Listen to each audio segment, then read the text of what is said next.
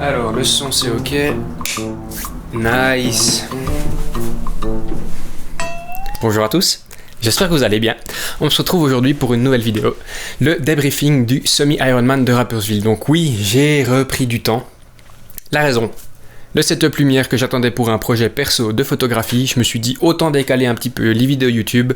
Je filme en 4K, j'ai de la bonne lumière, j'ai du bon son et surtout, j'ai une lampe lava en arrière-plan. Et ça, si c'est pas la classe. Donc juste pour ça, je te laisse mettre un petit pouce bleu en bas de la vidéo, ça va me faire plaisir. Et puis la lampe, elle sera contente aussi. On va pas parler uniquement du débriefing parce que ce sera un petit peu ennuyant. Je me suis dit on va faire une petite partie historique, noir et blanc, les archives et tout, toi-même tu sais. Non, on va simplement parler de l'année d'entraînement que j'ai réalisée avant de m'inscrire, enfin de participer à ce semi-Ironman. Je me suis dit que ça pourrait être intéressant de voir un peu l'évolution. Et surtout, si tu t'intéresses à faire du triathlon ou à faire du triathlon longue distance plutôt dans ce cas-là, voir un peu à quel niveau je suis parti, les temps que j'ai réalisés sur le semi-Ironman, et si tu suis plus ou moins le même entraînement que moi, tu peux avoir une idée un peu du temps que tu vas réaliser sur ce triathlon. Pour ça, j'ai fait un tableau avec plein de couleurs. J'ai essayé de pas trop regarder la feuille. De toute façon, je mettrai un petit récapitulatif ici. Je vais me décaler un petit peu. Hop, comme ça il y a de la place pour le tableau. Je vais déjà parler des niveaux de base pour chaque sport, donc la natation, le vélo et la course à pied. On va prendre le tout dans l'ordre, naturellement. Natation, mon niveau, il était vraiment de base. J'étais pas capable de nager 25 mètres de crawl sans être en hypoxie. Parce que ma technique de natation était vraiment mauvaise. Pour le bike, j'ai toujours fait un petit peu de vélo. J'ai une bonne caisse, ça va, hein, je m'en sors, on va dire ça comme ça. Et puis j'ai fait mon premier test FTP sur Home Trainer avec Swift et je suis arrivé à 220 watts pour un poids de 80 kg. Là je me suis dit en fait ça va pas du tout parce que clairement les bons cyclistes ils montent bien plus haut que ça. Mais bon, il fallait bien une fois faire un test et avoir une valeur de base pour pouvoir m'entraîner. Pour la course à pied, chez Arnaud, on a fait le test avec Yannick dans une autre vidéo. Je te mets le lien dans la petite bulle ici en haut. Je crois que j'étais à 17,5 ou 18 km/h de VMA. Je vais pas utiliser le VO2 max parce que c'est une valeur qui fluctue beaucoup trop en fonction des personnes et en fonction du temps et de l'âge, alors que la VMA c'est une valeur qui est mesurée, qui est fixe, qui est tout le temps la même. Oui, le VO2 max aussi c'est mesuré, mais je suis tombé sur des études où ils ont suivi des athlètes, des marathoniennes ou une marathonienne. Et en fait, à mesure qu'on avance dans les saisons et dans les années, son VO2 max a tendance à diminuer et son temps au marathon a aussi tendance à diminuer, donc elle court plus vite, simplement peut-être parce qu'elle a du meilleur matériel, un meilleur entraînement, une meilleure économie de course. Il y a plein de facteurs qui peuvent rentrer en ligne de compte et il n'y a pas uniquement le VO2 max. Donc voilà pourquoi j'utilise la VMA. Donc comme ça, tu as les niveaux de base que j'avais. En natation, je vais aller assez vite. Hein. En gros, mon plus petit mois, c'était le mois de mars quand j'étais en service militaire. Je suis juste allé en rentrant pendant le week-end faire 1000 mètres, 24 minutes de natation. Donc vraiment juste pour la tête. C'était pas grandiose. Et du coup, mon plus gros mois, c'était le mois d'octobre. C'était juste après le triathlon d'Yverdon où là, j'étais super motivé parce que ça s'est bien passé. Et j'ai réalisé 15 km d'entraînement en 6h40 de natation. Donc plutôt content de ce mois-là. Si l'année prochaine j'arrive à faire plus ou moins ça tous les mois, ça sera vraiment cool. Au total, j'aurais réalisé 73 km de natation en piscine principalement et ça équivaut à 32 heures de natation. Donc c'est pas énorme, mais finalement pour moi c'est déjà beaucoup et je suis bien content d'avoir pu réaliser tout ça. Concernant le vélo, là c'est un peu de la dent de scie, mais ça reste régulier en dent de scie toute l'année si je peux dire ça comme ça. Parce que y a le Home Trainer, donc ça me permet de faire des entraînements durant l'hiver. Le plus gros mois, c'était les 2 derniers mois, là, avril et mai. En mai, j'ai vraiment mis le paquet parce que j'ai le tour des stations et il faut que je fasse du volume en vélo. Donc ça fait 20 heures d'entraînement pour le mois avec 472 km, avec un petit peu de dénivelé quand même. Forcément, ça c'est une valeur qui va fluctuer aussi énormément. T'as meilleur temps de regarder les heures d'entraînement que les distances que tu réalises parce que si tu fais 100 km de vélo à plat ou 100 km de vélo avec 3000 mètres de dénivelé, forcément, le temps de vélo sera pas le même. Mais en même temps, plus tu t'entraînes longtemps, plus tu vas progresser. Le mois le plus court, mois de novembre je crois, non pas vrai, mois de mars, à nouveau, mois de mars, service militaire. J'ai juste fait une sortie de VTT parce qu'il faisait beau le week-end et je me suis dit c'est toujours mieux que de rester enfermé sur le home trainer. Donc voilà, course à pied, là il y a un petit décalage, la distance et le temps ne sont pas en corrélation, simplement parce qu'au mois d'août j'ai réalisé l'Ultrax à Zermatt, les 50 km de trail avec 3000 et quelques mètres de dénivelé et j'aurais réalisé 14 heures de course à pied sur le mois. Alors que j'aurais fait 104 km de course à pied au mois de mai, en préparation semi-marathon, ce qui équivaut à 10 heures de course à pied. Donc c'est rigolo de pouvoir faire 10 km de plus en 4 heures de moins, juste parce qu'on fait moins de dénivelé, comme j'expliquais sur le vélo. Au total, ça fait 659 km pour 69 heures d'entraînement. Donc là, on voit bien dans les trois disciplines, j'ai une répartition qui est à peu près similaire à celle d'un triathlon. Donc la plus petite distance, le plus petit temps plutôt en natation. Ensuite, il y a la course à pied. Et puis au milieu, j'ai le vélo qui prend le plus de temps sur du triathlon longue distance. Au total, ça fait 3475 km. Donc ça, on s'en fiche un petit peu parce que ça varie énormément. Mais ce qui est intéressant, c'est de voir que j'ai dû faire du sport pendant 215 heures pour en arriver où je suis actuellement. Maintenant, mon niveau de natation, il me permet de nager environ 2000 mètres en 42 minutes, quelque chose comme ça. Donc c'est plutôt positif. Pour le vélo, j'ai un FTP qui est monté à 278 watts pour toujours 80 kg de poids de corps.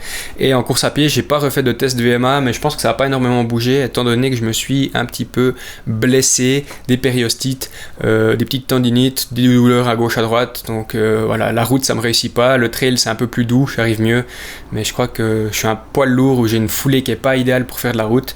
Il faudra que je travaille là-dessus l'année prochaine. Donc 215 heures pour en arriver là. J'espère que cette partie archive t'a un peu plu. Du coup, on va passer à la rétrospective assez rapide. Donc, j'ai les temps officiels enregistrés par Ironman pour faire ça. Natation, 40 minutes 42. Ça s'est bien passé, à part que je me suis pris un coup au thorax et un coup à la tête. Les départs, c'était en bloc. Donc, il y avait 5 blocs de départ en fonction du niveau de chaque nageur. Et il y avait ensuite un rolling start, 2 nageurs toutes les 3 secondes qui allaient à l'eau. Donc vraiment, c'était une bonne expérience. J'ai eu du plaisir à nager, si ce n'est ces 2 coups. J'ai dû faire un petit peu de brasse pour m'orienter. Et je pense que c'est aussi pour ça que je me suis pris des coups de pied dans la tête et dans le thorax à cause des gens qui font de la brasse à côté. Il y a d'ailleurs des gens qui ont fait, je pense, la moitié de la distance en brasse. Donc, messieurs, dames, veuillez vous entraîner s'il vous plaît. Si moi j'ai réussi à nager, tout en crawl, vous pourriez faire de même également. Ça s'est bien passé et du coup je crois que j'ai fait un petit peu mieux, je sais plus, je remets un autre tableau avec les temps que j'avais prévu de faire et le temps que j'ai réalisé. Mais je crois que j'ai gagné 1 minute 20 sur le temps que j'avais prévu. Ensuite, transition. Là, j'ai un peu sous-estimé la longueur des transitions parce que c'était sur un terrain de foot et il y avait pas mal de zigzags à faire pour éviter de foncer dans les coureurs, pour pas qu'il y ait 2 cyclistes qui se foncent dedans ou qu'un nageur rencontre un cycliste ou autre. Donc c'était très bien fait. C'est cool d'avoir un champ, une zone de transition vraiment bien régulée à ce niveau-là. Par contre, on perd un petit peu du temps. Mais bon, c'est pas grave. 3,54 sur la première transition. J'ai perdu un peu de temps parce que j'arrivais pas à enlever ma néoprène. Enfin, j'ai réussi à l'enlever rapidement, mais pas autant que ce que je le voulais. Et je me suis hydraté et alimenté sur le ravitaillement. Enfin, sur la zone de transition. Du coup, en fait, j'ai pas vraiment besoin de me ravitailler à ce moment-là. Je peux très bien tout prendre sur le vélo et m'alimenter du moment que je suis en route. Même si je roule à 20 ou 25 km/h, qui est un petit peu plus lent que mon allure de course à plat, je peux m'alimenter et je gagne du temps, finalement.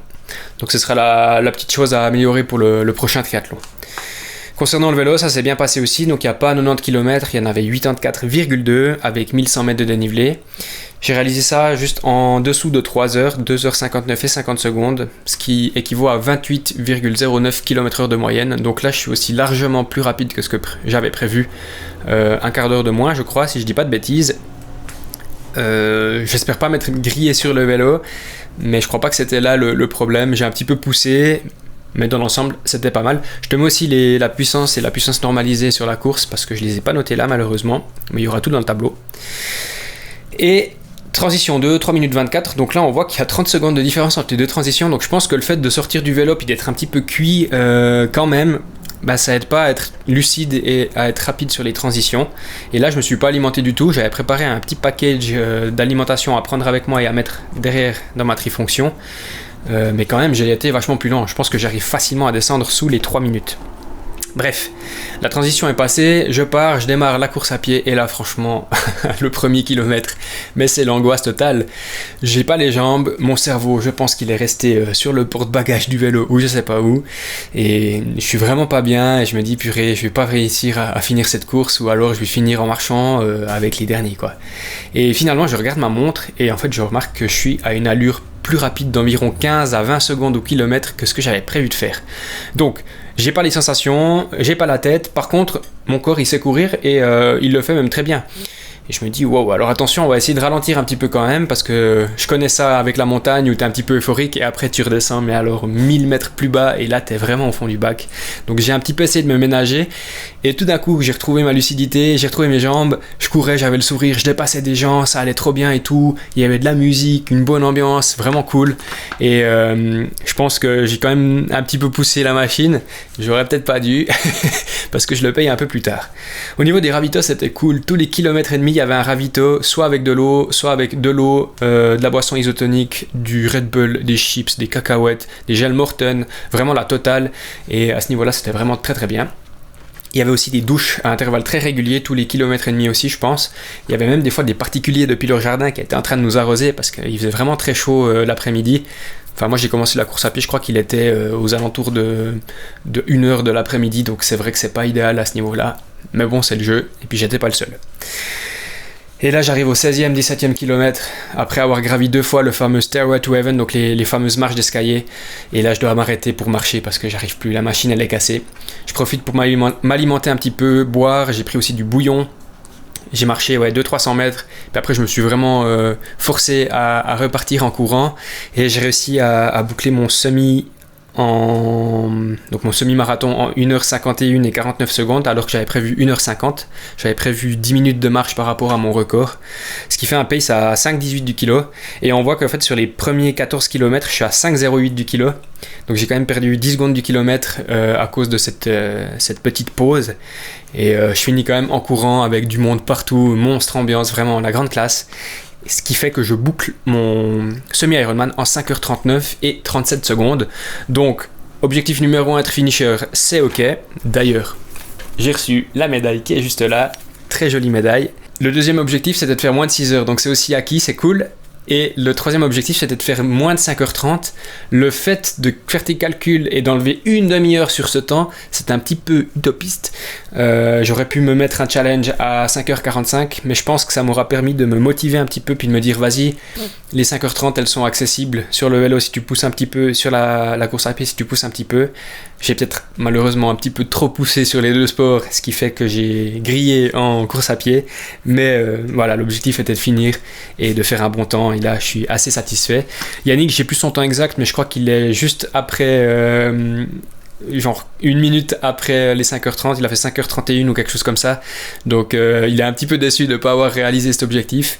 Mais d'un côté, le jour avant, il était là, ouais, j'ai mal là, je suis pas en forme, je suis stressé, ça va pas le faire. Et finalement, il me dépote, il me met 8 minutes sur la course. Je crois qu'il m'a mis 10 minutes sur la natation, il m'a remis encore 2-3 minutes sur le vélo.